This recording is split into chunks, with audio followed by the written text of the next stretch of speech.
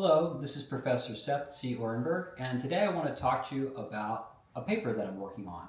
It's a work in progress, so I appreciate any comments in the comment section below as I work through the application of this theory. And it's really an application of the market for lemons. So if you haven't already watched my video on the market for lemons, or you're not familiar with that theory, I would start there.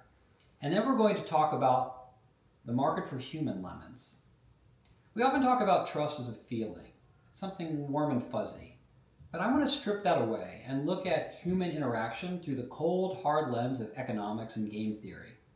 I'm going to apply George Akerlof's Nobel Prize-winning market for lemons theory, not to used cars, but to human behavior.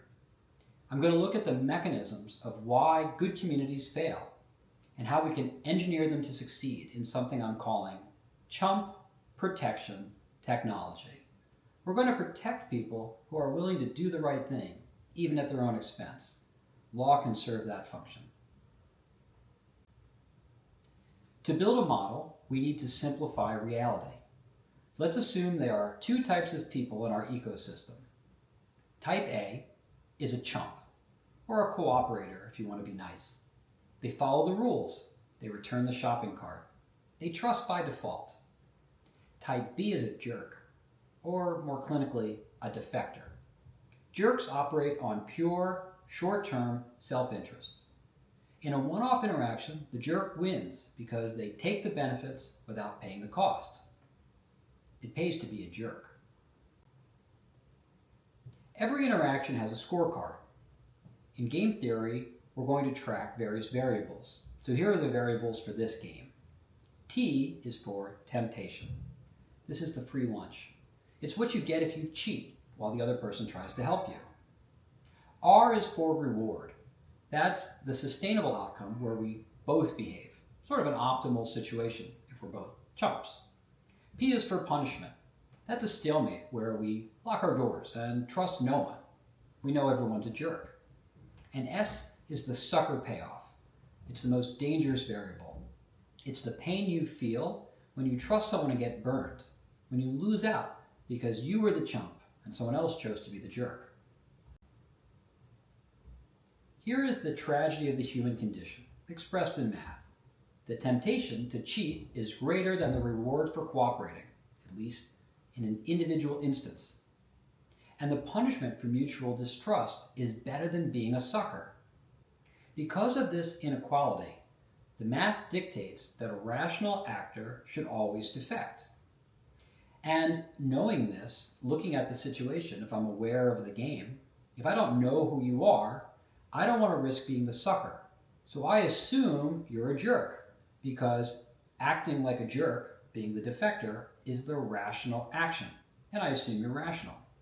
So I lock my doors, you lock yours, and we both miss out on the reward because we're in a system where we both believe each other is a jerk.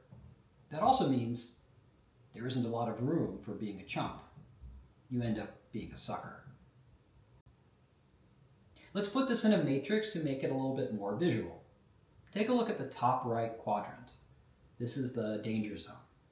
If you're a chump and you meet a jerk, you lose 5 points because they took advantage of you. The jerk gets your 5 points, and that's the asymmetry that destroys markets.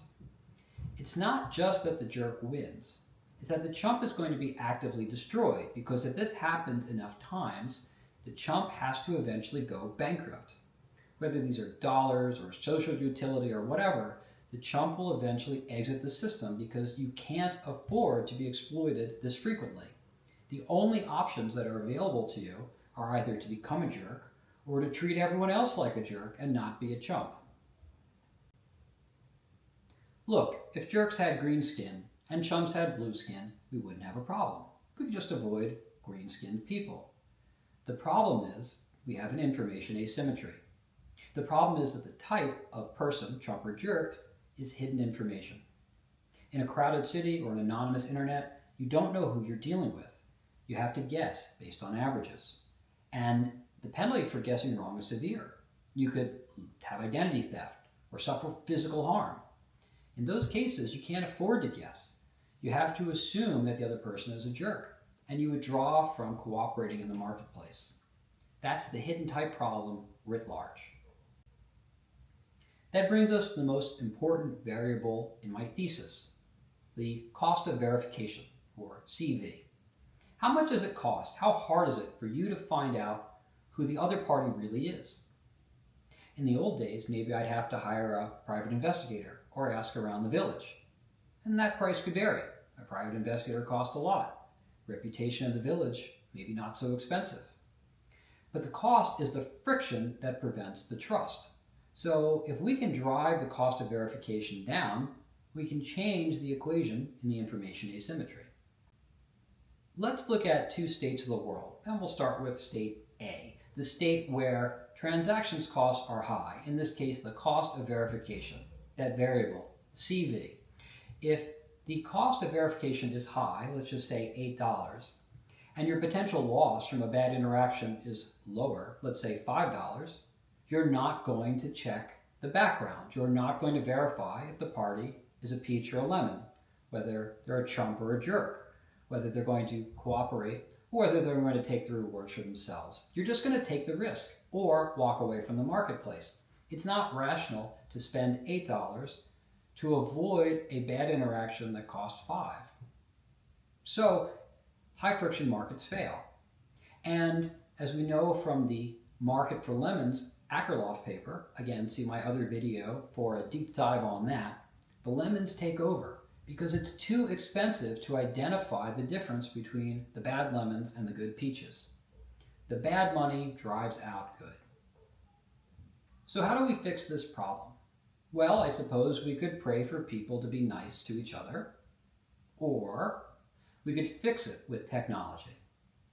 And I'm going to call this Chump Protection Technology, or CPT. CPT, Chump Protection Technologies, are mechanisms that artificially lower the cost of verification or raise the cost of being a jerk. There are many of these, both privately and publicly. Think of eBay reviews, credit scores, blockchain ledgers, even a simple driver's license.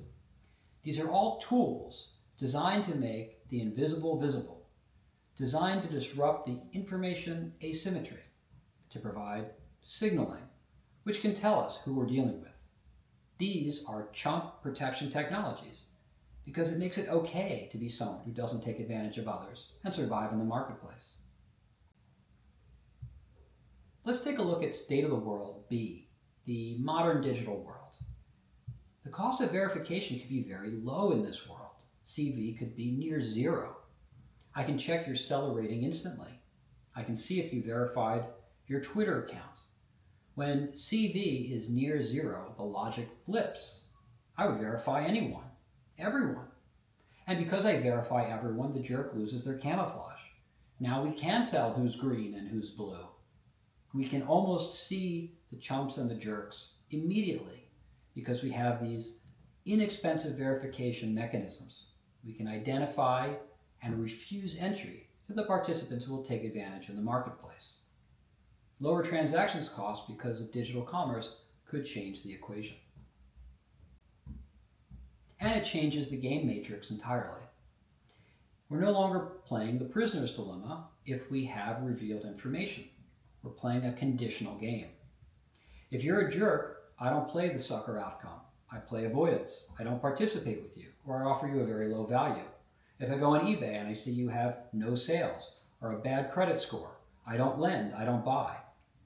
The sucker payoff is mathematically removed from the board because now information costs are so low, we're not in the prisoner's dilemma or a non-cooperative game anymore.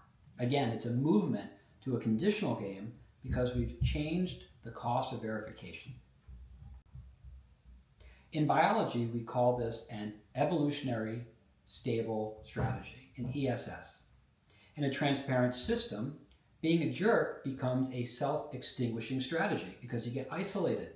It's known whether you are a jerk or a chump. You can't hide.